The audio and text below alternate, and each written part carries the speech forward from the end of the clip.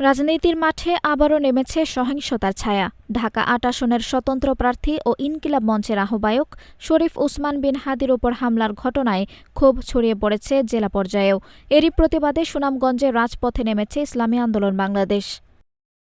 ১২ December রাতের দিকে সুনামগঞ্জ পৌর শহরের জামতলা এলাকা থেকে বিক্ষোভ মিছিলটি শুরু হয়। মিছিলটি শহরের প্রধান প্রধান সড়ক প্রদক্ষিণ করে আলফাত উদ্দিন স্কয়ারে গিয়ে প্রতিবাদ সমাবেশে মিলিত হয়। এ সময় বিক্ষোভকারীরা হামলার ঘটনায় জড়িতদের দ্রুত গ্রেপ্তার ও দৃষ্টান্তমূলক শাস্তির দাবি জানান। প্রতিবাদ সমাবেশে বক্তারা বলেন, একটি গণতান্ত্রিক পরিবেশে রাজনৈতিক নেতাদের উপর হামলা কখনোই গ্রহণযোগ্য নয়। তারা অভিযোগ করেন, পরিকল্পিতভাবে ইনকিলাব মঞ্চের নেতার ওপর হামলা চালিয়ে ভীতি সৃষ্টির চেষ্টা করা হয়েছে।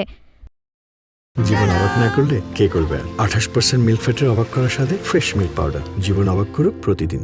ইসলামী আন্দোলন সুনামগঞ্জ জেলা শাখার সভাপতি মাওলানা শহীদুল ইসলাম পলাশী বলেন, আগামী ২৪ ঘণ্টার মধ্যে হাদির উপর হামলার সঙ্গে জড়িতদের গ্রেপ্তার করতে হবে।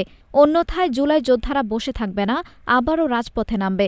এদিকে সমাবেশ শেষে নেতারা প্রশাসনের প্রতি দ্রুত সুষ্ঠু তদন্ত সম্পন্ন করে দোষীদের আইনের আওতায় আনার আহ্বান জানান। আঞ্জুম হক আরবি, নাগরিক প্রতিদিন।